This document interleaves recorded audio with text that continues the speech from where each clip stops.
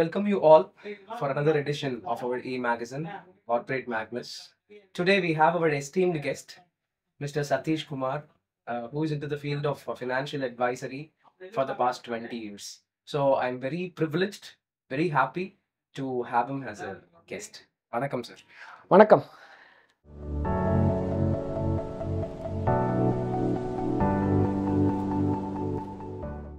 Engineering முடித்தேன்.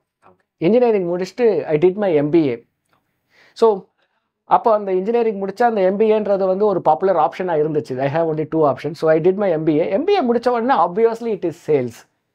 So financial services industry வந்து பார்த்தீங்கன்னாக்கா it was booming at the time. நான் I completed in 2003. So it was in a very nascent stage. So I jumped in to financial services. Okay.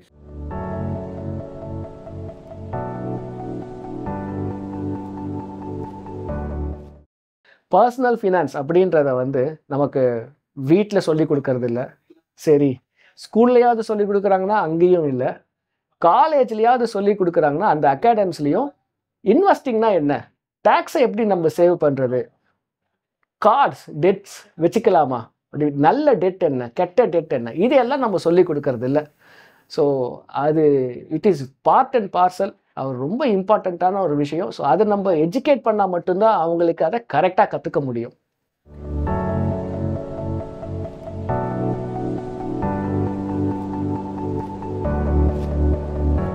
First என்னென்ன options இருக்குன்னு தெரிஞ்சுக்கோங்க. எப்பவுமே investors பார்த்தீங்கன்னாக்கா யங்ஸ்டர்ஸாக இருக்கட்டும், ஸ்டூடெண்ட்ஸாக இருக்கட்டும், இல்லைனா ஒரு மிடில் ஏஜ்டு மேனாக கூட இருக்கட்டும், ஒன்று ரொம்ப கன்சர்வேட்டிவாக ஃபிக்ஸட் டெபாசிட் அதை மாதிரியான சேஃப்டி அப்படின்னு கன்சர்வேட்டிவாக இருப்பாங்க. இல்லைன்னா பார்த்தீங்கன்னா ரொம்ப எக்ஸென்ட்ரிக்காக இந்த பிட்காயின்ஸ் ட்ரேடிங் இப்படி இருக்காங்க. பட் இது ரெண்டுத்துக்கும் நடுவில் ஒரு பேலன்ஸ்ட் அப்ரோச்சே இருக்க மாட்டேங்குது. நிறைய ஸ்டூடெண்ட்ஸ் பார்த்தீங்கன்னாக்கா ஒன்று இந்த ட்ரேடிங், கிரிப்டோ கரன்சிஸ் ஆர் இதை மாதிரியான எக்ஸ்ட்ரீம்ஸில் தான் இருக்காங்க தவிர்த்து அவங்க லாங் டேர்ம் இன்வெஸ்டிங் அப்படின்றதுக்கு வர மாட்டேன்றாங்க. Because it is boring. You can't make quick money out there. Patience is the key, இல்லையா? Patience is the key. இதில் பார்த்தீங்கன்னாக்கா 5 வருஷம் நீங்கள் தொடர்ந்து இன்வெஸ்ட் பண்ணீங்கன்னாக்கா நிச்சயமாக ஒரு பெரிய ரிட்டர்ன்ஸை பார்க்கலாம். தேர் இஸ் அ 99.99% இந்த ஒரு மியூச்சுவல் ஃபண்ட்ஸ் அப்படின்னு சொல்லக்கூடியது பார்த்தீங்கன்னா 5 லாங் இயர்ஸாக ஸ்டே பண்ணிங்கன்னாக்கா இட்ஸ் நோ ஒன் ஆஃப் அந்த ஒரு கேபிட்டலை லாஸ் பண்ணதா there is no history or statistics.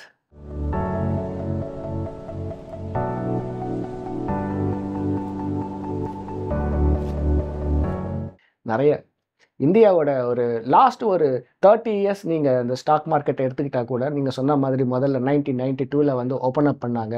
அதுக்கப்புறம் பார்த்தீங்கன்னாக்கா ஐடி இன்ஃபர்மேஷன் டெக்னாலஜின்றது ஒரு பெரிய ஒரு பூமுக்கு வந்தது. அதுக்கப்புறம் பார்த்தீங்கன்னா the great bull market which is happened between 2003 to 2008. அதுக்கப்புறம் பார்த்தீங்கன்னாக்கா கூட கொஞ்சம் ஒரு டர்மாயில் இருந்தாலும் இப்போ அகெயின் 2024 நம்ம பேசிகிட்டு இருக்க டைமில் India is in a sweet spot.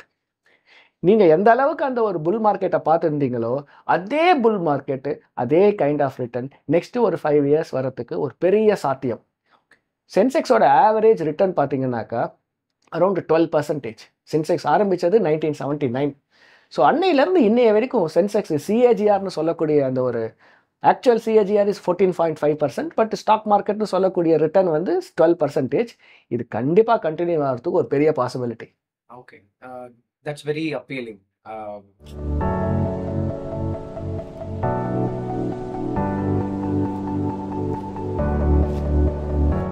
முதல்ல பார்த்தீங்கன்னாக்கா லாஸ்ட் ஒரு 2 வருஷமாக China did not give any meaningful returns stock மார்க்கெட்டில். ஸோ அந்த வேல்யூவேஷன் அட்ராக்ஷன் ரொம்ப சைனாவில் அதிகமாக இருக்குது, நம்பர் 1. ஸோ அவங்கள பொறுத்த வரைக்கும் இங்கே இன்வெஸ்ட் பண்ணாலும் அங்கே இன்வெஸ்ட் பண்ணாலும் எதில் வந்து அதிகமாக ப்ராஃபிட் வரும் ஷார்ட் டேர்மில். ஸோ அதனால் வந்து பார்ட் ஆஃப் த மணி என்ன இருக்குனாக்கா went in to China market. That's number 1. Number 2, நம்ம லாஸ்ட் 4 வருஷமாக 12%, 14% வர வேண்டிய இடத்துல 30 ஒரு பெரிய ரிட்டர்ன்ஸை மார்க்கெட் ஜெனரேட் பண்ணிகிட்டே இருக்குது. Please understand this has to correct. This is not healthy. இது பேர் தான் வந்து வேல்யூவேஷன் ஸ்ட்ரெச்.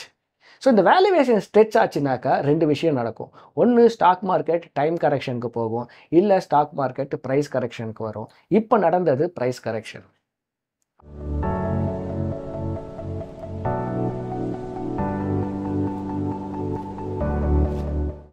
மியூச்சுவல் ஃபண்ட் அப்படின்னு சொல்லக்கூடிய அந்த இன்வெஸ்ட்மெண்ட் பார்த்தீங்கன்னா உங்களுக்குன்னு ஒரு ஃபண்டு மேனேஜர் இருக்கார். நீங்கள் எனக்கு பங்கு சந்தையிலே எப்படி இன்வெஸ்ட் பண்ணுறதுன்னு தெரியாது அப்படின்னு ஒரு முடிவெடுத்து அந்த காசை ஒரு எக்ஸ்பர்ட் கிட்ட கொடுக்குறீங்க. ஃபண்டு மேனேஜர் அவர் வேலை என்னென்னா அவருக்கு வந்து குறைஞ்சபட்சம் ஒரு 25 years of experience only in stock picking. Number 1 25 years of experience. Number 2 அவர் காலையில் 8 மணிக்கு ஆஃபீஸ் வந்துடுவார். வந்த உடனே என்ன பண்ணுவாருனாக்கா ஒரு ஹார்டில் நடக்கும். அந்த ஹார்டில் இன்னைக்கு சிங்கப்பூர் மார்க்கெட் எப்படி ஓப்பன் ஆயிருக்கு, ஹாங்காங் மார்க்கெட் எப்படி நமக்கு முன்னாடி ஓப்பன் ஆகிடும், ஆஸ்திரேலியன் மார்க்கெட் எப்படி ஓப்பன் ஆயிருக்கு, இதெல்லாம் செக் பண்ணணும். அதுக்கப்புறம் அவர் வீட்டுக்கு 8 மணிக்கு போயிருப்பார். அவர் 8 மணிக்கு போனதுக்கப்புறம் நேற்று அமெரிக்கன் மார்க்கெட் எப்படி க்ளோஸ் ஆச்சு அந்த டீட்டெயில்ஸை எடுக்கணும். அவர் தூங்கினதுலேருந்து தூங்கி எழுந்த வரைக்கும் என்னென்ன மைக்ரோ மேக்ரோ ஃபண்டமெண்டல்ஸ் சேஞ்ச் ஆகிருக்கு இதெல்லாம் அந்த ஹார்டில் பேசுவாங்க. ஒரு 1 hour அந்த ஹார்டில் நடக்கும். எல்லா ஃபண்டு மேனேஜர் எல்லா அனலிஸ்ட்டும் இருப்பாங்க. அண்ட் தென் குயிக்காக ஒரு காஃபியை மட்டும் குடிச்சிட்டு வந்து டீலிங் ரூம்குள்ளே போயிட்டாருனாக்கா அவர் அந்த ஸ்டாக் மார்க்கெட்டுக்கு அந்த ஒரு ஸ்டாக் மார்க்கெட்டை மானிட்டர் பண்ணி அவர் அந்த ஒரு மைக்ரோ மேக்ரோ ஃபண்டமெண்டல்ஸ் அனலைசிஸை வச்சு பங்குகளை வாங்குறதும் விற்கிறதும் செய்வார். இதுதான் அவரோட முழு நேர வேலை. இந்த வேலையை நீங்கள் செய்கிறீங்களா? செய்ய முடியாது. ஏன்னா அவருக்கு அது ப்ரொஃபஷன். 25 years experience. அவருக்கு அந்த ஒரு டேட்டா இன்ஃபர்மேட்டிக்ஸை கொடுக்கறதுக்கு அனலிஸ்ட் டீம் இருக்காங்க. ஸோ இப்போ அவர் இன்வெஸ்ட் பண்ணால் ப்ராஃபிட்டபுளாக இருக்குமா, இல்லை பிகினரான நீங்கள் இன்வெஸ்ட் பண்ணால் ப்ராஃபிட்டபுளாக இருக்குமா, இதுதான் கேள்வி.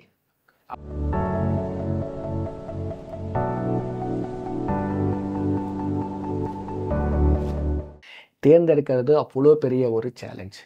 திடீர்னு வந்து நீங்கள் ஒரு ஃப்ளைட்டோட காக்பீட்டுக்குள்ளே போயிட்டு ஒரு ஃப்ளைட்டை ஓட்ட சொன்னாக்கா உங்களுக்கு கன்ஃபியூஷனாக இருக்கும். ஏன்னா அத்தனை பட்டன்ஸ் இருக்காங்க. அதே மாதிரி தான் மியூச்சுவல் ஃபண்ட்ஸ். இதில் 5000க்கு மேலான ஸ்கீம்ஸ் இருக்குது, ஆப்ஷன்ஸ் இருக்குது. எப்படி சூஸ் பண்ணுவீங்க நீங்கள்? Number 1, give it to a consultant. It is not your job, it is not your profession, because you never been dot. உங்களுக்கு பர்சனல் ஃபைனான்ஸ், இன்வெஸ்டிங், வாலட்டாலிட்டி எதுவுமே தெரியாது இது வரைக்கும். ஸோ நீங்கள் ஒரு பிகினர்னாக்கா மற்றவங்களோட ஹெல்ப்பை எடுக்கிறது தான் நல்ல வழி. இல்லை நான் கற்றுக்க விரும்புகிறேன், நானாகவே இன்வெஸ்ட் பண்ண விரும்புகிறேன் அப்படின்னா முதல்ல நீங்கள் இன்வெஸ்டிங்னா என்ன, பங்கு சந்தைனா என்ன, பங்கு சந்தையோட கட்டமைப்பு இன்ஃப்ராஸ்ட்ரக்சர் என்ன, அதுக்கப்புறம் மியூச்சுவல் ஃபண்ட்ஸ்னால் என்ன, அதோட இன்ஃப்ராஸ்ட்ரக்சர் என்ன, எந்த ஒரு பார்ட்டிஸ் எல்லாம் அதில் இன்வால்வ் ஆகியிருக்காங்க, ஸோ அதோட வாங்கிறது விற்கிறது என்ன, இதெல்லாம் ஃபஸ்ட்டு நீங்கள் ஒரு பிகினராக அந்த ஒரு இன்ஃப்ராஸ்ட்ரக்சரை லேர்ன் பண்ணுங்கள். அடுத்தது என்னென்ன ஸ்கீம்ஸ் இருக்குது. ப்ராடாக பார்த்தீங்கன்னா 3 டைப் ஆஃப் ஸ்கீம்ஸ் இருக்குது. டெட்டுன்னு ஒரு ஸ்கீம்ஸ் இருக்குது, கடன் பத்திரங்கள்னு சொல்லக்கூடியது. அடுத்தது ஈக்விட்டிஸ், பங்கு சந்தையில் இன்வெஸ்ட் பண்ணக்கூடிய மியூச்சுவல் ஃபண்ட்ஸ். 3வது ஹைபிரிட், கடன் பத்திரமும் இருக்கும், பங்கு சந்தை இன்வெஸ்ட்மெண்ட்டும் இருக்கும். ஸோ நீங்கள் எந்த அளவுக்கு ஒரு பிகினர், இன்டர்மீடியேட், எக்ஸ்பர்ட் இந்த ஸ்டேஜில் இருக்கிறீங்களோ அந்த ஒரு கேட்டகரிக்கு சூட்டபிளாக நீங்கள் டெட்டு, ஹைபிரிட், ஈக்விட்டி 3ம் கம்பைன் பண்ணி வாங்கணும். இட் இஸ் நாட் தட் நீங்கள் ஒரு பிகினர்னாக்கா என்டையர் மணியில் ஈக்விட்டியில் இன்வெஸ்ட் பண்ணுறதும் தவறு. ஏன்னா உங்களுக்கு அது வாலட்டாலிட்டி என்னன்னு தெரியாது. நீங்கள் போட்ட காசு 100 ரூபாய் போட்டிருப்பீங்க, அது 95 rupees ஆகும்போது உங்களுக்கு என்ன ஆகுனாக்கா நம்ம தப்பான ஒரு ஆப்ஷனை சூஸ் பண்ணிட்டோம் அப்படின்னு சொல்லிட்டு திரும்ப அந்த பக்கமே நீங்கள் வரமாட்டீங்க அடுத்த 10 வருஷத்துக்கு.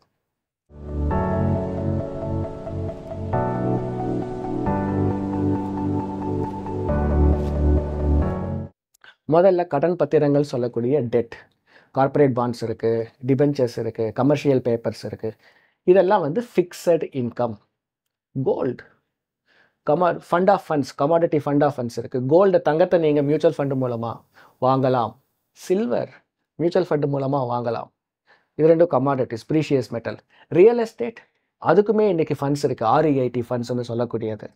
அதுக்கப்புறமா stock market. Stock market is a ocean. நிறைய அதில் ஆப்பர்ச்சுனிட்டிஸ் இருக்குது, கேட்டகரிஸ் இருக்குது. Large and mid cap, flexi cap, multi cap, small cap. இதை தாண்டி தீமேட்டிக் மட்டும் நீங்கள் பார்த்தீங்கன்னாலே IT, infrastructure, FMCG, energy, pharma, health, hospital, artificial intelligence, electric vehicles, ஒரு 100 தீம் சொல்லலாம். தீம்குள்ள தீம்னு சொல்லிட்டு நிறைய இருக்குது. இப்போ பேங்கிங்கை மட்டும் எடுத்தீங்கனாலே நீங்கள் வந்து PSU banking, private banking, financial services, insurance, general insurance, life insurance, micro finance, இவ்வளோ கேட்டகரிஸ் இருக்குது. ஸோ தீம்ஸ் பார்த்தீங்கன்னா அது எண்ட்லெஸ், அது போயிட்டே இருக்கும் அது. So you should be smart enough to choose எது நீங்கள் பிக் பண்ணணும் அப்படின்றது.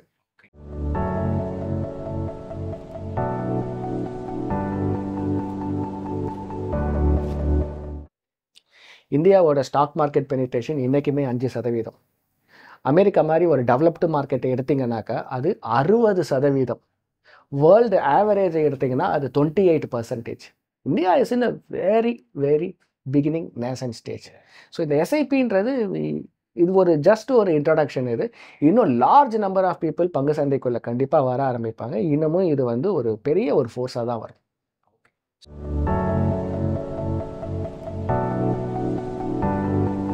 ஒரு கன்சல்டன்ட் மூலமாக நீங்கள் ஒரு மியூச்சுவல் ஃபண்டை வாங்குறீங்க அப்படின்னா அது ரெகுலர். எனக்கே மியூச்சுவல் ஃபண்டை பற்றி நல்லா தெரியும், நானே என் இன்வெஸ்ட்மெண்ட்டை பார்த்துக்கிறேன் அப்படின்னாக்கா யாரோட உதவியும் தேவையில்லைன்னா இது டைரக்ட். இவ்வளோ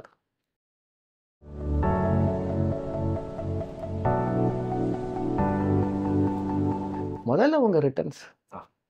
ஸோ ரிட்டர்ன்ஸ்க்காகத்தானே இன்வெஸ்ட் பண்ணுறீங்க. So 1 year 3 year 5 year 7 year 10 year அந்த மியூச்சுவல் ஃபண்டு அந்த கேட்டகரி பெஞ்ச் மார்க்கை பீட் பண்ணியிருக்கா செக் பண்ணுங்கள். That's number 1 returns. நம்பர் 2 பார்த்தீங்கன்னா உங்களோட கோல்ஸ். ரிட்டர்ன்ஸ் முக்கியம், ஆனால் அந்த கோலுக்கான ஸ்கீம்ஸை கரெக்டாக சூஸ் பண்ணணும்னா உங்களோட கோல். ஒரு கோலுமே பார்த்தீங்கன்னா ஒரு டியூரேஷன் டென்யூர். ஐஃபோன் வாங்கணும்னா 1 இயர், வெக்கேஷன் போகணுன்னா 1 இயர், கார் வாங்கணும்னா 3 இயர், வீடு வாங்கணும்னா 5 இயர். இதெல்லாம் வந்து ஜென்ரல் டியூரேஷன் ஆஃப் டேர்ம்ஸ். இது இல்லை ரிட்டையர்மெண்ட் அப்படின்னா ஒரு 15 to 20 இயர்ஸ். ஸோ டிஃப்ரெண்ட் டென்யூர்ஸ்க்கு டிஃப்ரெண்ட் மியூச்சுவல் ஃபண்டு ஸ்கீம்ஸ் இருக்குது. One size does not fit ஆல்ன்ற மாதிரி ஒரே மியூச்சுவல் ஃபண்டு எல்லா கோல்ஸுக்குமே சூட்டபுளாக இருக்காது. முதல்ல ரிட்டர்ன்ஸ், 2வது கோல், 3வது உங்கள் ரிஸ்க் அப்படைட்.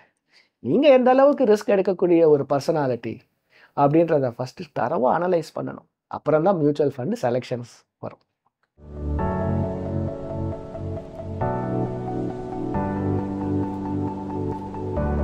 முதல்ல ஒரு பர்சனல் ஃபினான்ஸோட ஃபவுண்டேஷன் பார்த்தீங்கன்னா எமர்ஜென்சி ஃபண்ட். அவரோட சேலரி என்னவோ அவரோட எக்ஸ்பென்சஸ் அதை ஒரு 6 மந்த்ஸுக்கு ஃபஸ்ட்டு ஒரு ஃபிக்ஸட் டெபாசிட்டில் எடுத்து வச்சிடணும். Emergency can knock your doors any time. So அது எமர்ஜென்சி ஃபண்டை எடுத்துகிட்டு வச்சதுக்கு அப்புறமா இப்போ எல்லா கம்பெனியுமே பார்த்தீங்கன்னாக்கா ஹெல்த் இன்சூரன்ஸ் கொடுத்துட்றாங்க. இப்போ தான் நீங்கள் வேலைக்கு போயிருக்கீங்கன்னா உங்களுக்கு டேர்ம் இன்சூரன்ஸ் ரிக்குவயர்மெண்ட்டும் இருக்காது. உங்களுக்கு பெரிய டிபெண்டன்ஸ் யாரும் இருக்க மாட்டாங்க. கல்யாணம் ஆனதுக்கப்புறம் தான் அந்த ரெஸ்பான்சிபிலிட்டி வரும். ஸோ டேர்ம் இன்சூரன்ஸ் ஒரு இம்பார்ட்டண்ட். பட்டு இப்போவே எடுக்கணுமா? இல்லை, கொஞ்சம் ரெஸ்பான்சிபிலிட்டிஸை ஆடப் பண்ணோன்னே எடுத்துடுங்க. ஹெல்த் இன்சூரன்ஸ் கவர் பண்ணலன்னா ஹெல்த் இன்சூரன்ஸ் எடுங்க. எமர்ஜென்சி ஃபண்டும் முடிஞ்சிடுச்சு. இப்போ என்ன பண்ணுங்க, மியூச்சுவல் ஃபண்ட்ஸில் கொஞ்சம் கொஞ்சமாக நீங்கள் இன்வெஸ்ட்மெண்ட்டை ஸ்டார்ட் பண்ணலாம்.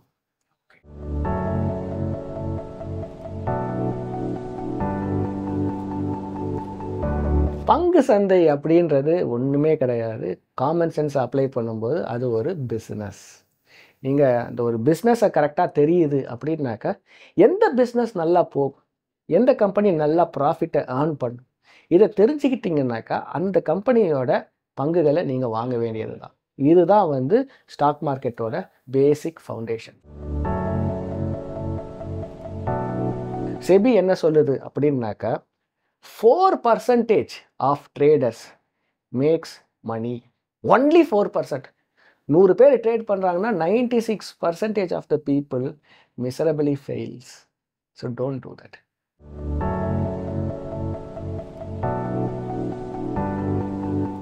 கடன்லேயே நல்ல கடன் கெட்ட கடன் இருக்குது. எஜுகேஷனுக்கு வாங்கினீங்கன்னா நல்ல கடன். பிஸ்னஸ் உங்களுக்கு நல்லா தெரியும், நான் பிஸ்னஸ் லோன் 8%, 9%, 10% வாங்கினீங்கன்னா நல்ல கடன். ஏன்னா பிஸ்னஸ் எப்படி 20% ரிட்டர்ன்ஸை கொடுக்க போகுது. நீங்கள் கடன் வாங்குறதே 10% தானே, எப்படி அதுலேயே உங்களுக்கு 10% ஸ்ப்ரெட் இருக்குது உங்களுக்கு. ஸோ பிஸ்னஸ்க்கு வாங்குறது நல்ல கடன், படிப்புக்கு வாங்குறது நல்ல கடன். ஒரு கடனை வாங்கி ஒரு ஃபோனு வாங்குறது நல்ல கடனா? கடனை வாங்கி கார் வாங்குறது அப்போ நல்ல கடனா? எல்லாத்துக்கும் ஒரு பேலன்சிங் ஆக்ட் இருக்குது. இன்றைக்கி வந்து காருன்றது ஒரு அத்தியாவசியமான ஒரு கமாடிட்டி ஆயிடுச்சு அப்படின்னா பெரிய காரை வாங்காதீங்க. உங்களுக்கு இஎம்ஐ அப்படின்றது எந்த ஒரு சூழ்நிலையிலையும் 40% தாண்டக்கூடாது. உங்கள் டேக் ஹோம் மணியை 40% தாண்டக்கூடாது. அப்படி தாண்டிடுச்சுன்னா அது அலாமிங். அது ஹோம் லோன் இருக்குது, பர்சனல் லோன் இருக்குது, கார் லோன் இருக்குது, எல்லாத்தையும் சேர்த்து 40% கம்மியாக இருக்கா வச்சுக்கோங்க, தப்பில்லை. 40% தாண்டுதா, உங்கள் லைஃப் ஸ்டைலில் மேஜர் மிஸ்டேக் பண்ணுறீங்க. இவ்வளோ தான் டெட். ஓகே, 40%க்குள்ளே தான் டெட் இருக்குன்னா நீங்கள் ஒரி பண்ண தேவையில்லை. You are very normal. So அது என்ன ஆகுனாக்கா உங்களோட ஏர்னிங் கெப்பாசிட்டியில் over a period of time அதுவாகவே அது டிமினிஷ் ஆகி அடைஞ்சிடும். எனிதிங் மோர் தென் 40% என்ன பண்ணணும்னா ஒரே வழி, கடனை வாங்கிட்டீங்கன்னா it is a responsibility, you made a mistake. உங்கள் அசட்டை விற்று தான் அந்த கடனை அடைக்கணும், இல்லை உங்கள் ஏர்னிங்ஸை இன்க்ரீஸ் பண்ணி தான் கடன் அடைக்கணும். There is no magic pill. Blunt, candid, that's how it is. Okay, great.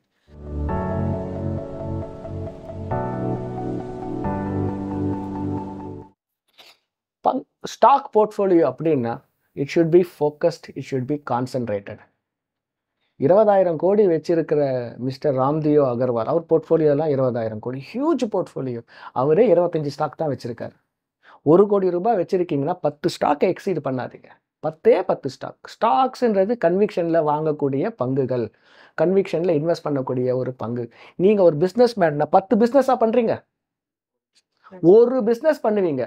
அந்த பிஸ்னஸை நல்லா பண்ணி நல்லா ப்ராஃபிட் வந்துட்ட பிறகு நீங்களே இன்டர்வென்ஷன் இல்லாமல் இன்னொரு பிஸ்னஸுக்கு யாரையாவது ஒருத்தரை போட்டு அட்வைஸ் பண்ணி அவரை அந்த பிஸ்னஸ் ஆட்டோமேட் பண்ணுவீங்க. யாருமே 4 பிஸ்னஸை அவரே ரன் பண்ணுறவர் இருக்க மாட்டார். அப்படி ரன் பண்ணுறாருனாக்கா அவர் இது வரைக்கும் ப்ராஃபிட் பார்த்துருக்க மாட்டார். அதே மாதிரி தான் பங்கு சந்தையில் ஸ்டாக் போர்ட்ஃபோலியோவும். நிறைய பங்குகளை வச்சுக்காதீங்க. கன்விக்ஷன் இருக்கிற மாதிரி 10 பங்குகளை ஐடென்டிஃபை பண்ணுங்க. அந்த 10 பங்குகளை திரும்ப திரும்ப திரும்ப திரும்ப வாங்கிட்டே இருங்க. எனக்கு ஒரு கியூரியாசிட்டியில் இந்த கேள்வி கேட்குறேன். சம்டைம்ஸ் ஸ்டாக் மார்க்கெட்டில் ஓவர் வேல்யூடு ஸ்டாக் பயங்கரமாக ப்ரைஸ் ஏறிட்டே போகிறதையும், புக் வேல்யூவை விட கம்மியாக இருக்கிற ஸ்டாக் நல்லா ஃபினான்ஷியலி நல்லா பர்ஃபார்ம் பண்ணுற ஸ்டாக் ரொம்ப ப்ரைஸ் கம்மியாகவும் இருக்கிறதையும் பார்க்க முடியுது. அப்போ அதுக்கு என்ன காரணமாக இருக்க முடியும்? பிகாஸ் ஏன்னா நல்ல வேல்யூவான ஸ்டாக் ரொம்ப கம்மி ப்ரைஸில் இருக்குது. கொஞ்சம் ஓரளவுக்கு பர்ஃபார்ம் பண்ணுற கம்பெனி, ஓவர் வேல்யூடுன்னு தெரிகிற கம்பெனி பயங்கரமாக அதனுடைய ப்ரைஸ் ஏறிட்டே போகுது. இந்த கான்ட்ரடிக்ஷனை நம்ம எப்படி புரிஞ்சுக்கலாம்? இது ஆப்பர்ச்சுனிட்டியாக பார்க்கலாம், அது எனக்கும் புரியுது. நல்ல வேல்யூ உள்ள ஸ்டாக் கம்மி ப்ரைஸில் இருக்குன்னா உடனடியாக வாங்கலாம் அப்படின்றது ஒரு நல்ல ஐடியா. ஆனால் ஏன் இன்வெஸ்டர்ஸ்னுடைய அப்ரோச் அதுக்கு என்ன காரணமாக இருக்க முடியும் நீங்கள் நினைக்கிறீங்க? பங்கு சந்தையில் இன்வெஸ்ட் பண்ணும்போது 2 விஷயம், ஒன்று அனாலிசிஸ், இன்னொன்று சைக்காலஜி. ரெண்டுமே இம்பார்ட்டண்ட். எல்லாருக்குமே இந்த ஒரு ஸ்டாட்டிஸ்டிக்ஸை மட்டும் நீங்கள் ஃபாலோ பண்ணி பங்கு சந்தையில் இன்வெஸ்ட் பண்ண முடியும்னா, எக்கனாமிக்ஸ் எல்லாருமே பங்கு சந்தையில் இன்வெஸ்ட் பண்ணலாம். பட்டு இதில் ஸ்டாட்டிஸ்டிக்ஸை தாண்டி சைக்காலஜி இருக்குது. பங்கு சந்தையோட பேஸ் என்னென்னா ப்ராஃபிட். இன்றைக்கி டெஸ்லா மாதிரியான பங்குகள் பார்த்தீங்கன்னாக்கா அதிகப்படியான ஒரு வேல்யூவேஷன். எதனாலனாக்கா அந்த கம்பெனி ஃப்யூச்சரில் இப்போ பண்ணிட்டு இருக்க ப்ராஃபிட்டை விட அதிகமான ஒரு ப்ராஃபிட் பண்ணணுன்ற ஒரு எதிர்பார்ப்பு. ஸோ அந்த ப்ராஃபிட்டு கொஞ்சம் கம்மியானா கூட இந்த பங்குகளோட வீழ்ச்சி ரொம்ப அதிகமாக இருக்கும். ஸோ ஓவர் வேல்யூடு ஸ்டாக்காக இருந்தாலும் அந்த ஒரு ஸ்ட்ரீட் எக்ஸ்பெக்டேஷனை அவங்க கரெக்டாக மேட்ச் பண்ணுற வரைக்கும் பிரச்சனையே கிடையாது. அவங்க பங்குகள் மேலே ஏறிக்கிட்டே தான் போகும். And it is future scope. So அந்த ஒரு பிலீஃப் சைக்காலஜியில் என்ன ஆகும்னாக்கா பங்குகள் மேலே போகும். சென்டிமெண்ட்ஸ் இருக்குது, அந்த ஸ்டாட்டிஸ்டிக்ஸ் அந்த ஒரு ப்ராஃபிட் ஹை ப்ராஃபிட்டபிலிட்டியை கொடுக்கணும், ப்ளஸ் அதுக்கு ஃபியூச்சர் ஸ்கோப் இருக்கணும். அப்போ அந்த ஸ்டாக்கு கண்டிப்பாக வேல்யூவேஷன் அதிகமாக தான் இருக்கும். இது பேர் தான் க்ரோத் அட் ரீசனபிள் ப்ரைஸ், இந்த மாதிரி பங்குகளை வாங்கிறதுக்கு. ஸோ அந்த அதுக்கும் ஒரு ரீசனபிள் ப்ரைஸ் இருக்குது. It is not at exorbitant price. So அது க்ரோத் ஸ்டாக்ஸ்னு சொல்லக்கூடியது மேலே போயிட்டே இருக்கும். பட் தொடர்ந்து மக்கள் அதை வாங்கிட்டே தான் இருப்பாங்க. ஏன்னா ஃப்யூச்சரில் நிறைய ப்ராஃபிட் கொடுக்கும். அதே நேரங்களில் நிறைய ஸ்டாக்ஸ் இன்றைக்கி புக் வேல்யூ விட கம்மியாக இருக்குது. எஃபிஷியன்சி, ப்ராஃபிட் இல்லை அந்த இடத்துல. அப்படி இருக்கும்போது பார்த்தீங்கன்னாக்கா அந்த ஸ்டாக்குக்கு டிமாண்ட் இருக்காது. ப்ராஃபிட்டபிலிட்டி.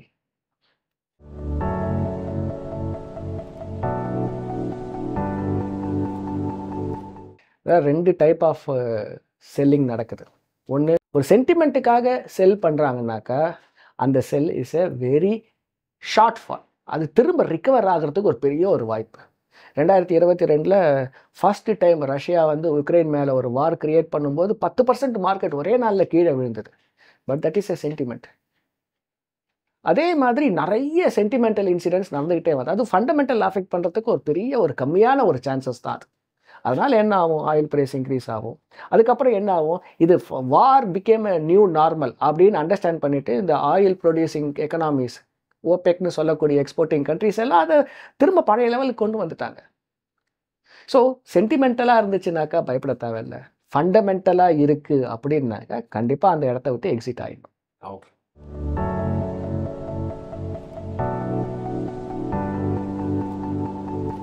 தங்கம் எப்பவுமே ஒரு இன்வெஸ்ட்மெண்ட் ஆப்ஷன் தான். இன்வெஸ்ட்மெண்ட்டுன்னு சொல்கிறத விட ஹெட்ஜிங் அப்படின்னு சொல்லலாம். நம்ம தமிழ் கல்ச்சரில் பார்த்தீங்கன்னா 5000 வருஷத்துக்கு ஹிஸ்ட்ரி இருக்குது, எழுதப்பட்ட ஹிஸ்ட்ரியே இருக்குது. ஸோ அந்த 5000 வருஷமாக நம்ம என்ன பண்ணிருக்கோம், தங்கத்தை வாங்கி வீட்டில் வச்சிட்ருக்கோம். We know that it has got its own value. ஆனால் அது ஒரு வேல்யூ இருக்குன்றதுனால எடுத்துகிட்டு போயிட்டு மொத்த காசையும் அதில் போட தேவையில்லை. அதே நேரத்தில் அதை நம்ம இக்னோர் பண்ணவும் தேவையில்லை. அதுக்கான ஒரு பேலன்ஸ் இருக்குது. ஒரு 20% உங்கள் நெட்ஒர்த், ஒரு பேப்பர் எடுங்க, உங்கள் நெட்ஒர்த் என்னன்னு எழுதி பாருங்கள், எல்லா சொத்து விவரத்தையும் கூட்டி பாருங்கள், அதில் 20% தங்கம் இருக்கான்னு பாருங்கள். இல்லைன்னா தங்கத்தை ஆட் பண்ணுங்கள். தங்கம் 20%க்கு மேலே இருந்துச்சுனாக்கா மியூச்சுவல் ஃபண்டு ஸ்டாக்ஸ் வாங்க ஆரம்பிங்க.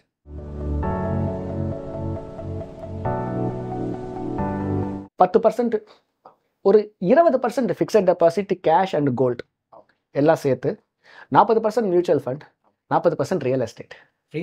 ஓகே. வேணான்னா விட்டுருவீங்களா? கண்டிப்பாக வாங்க தான் போகிறீங்க. ஒரு 40% வச்சுங்க.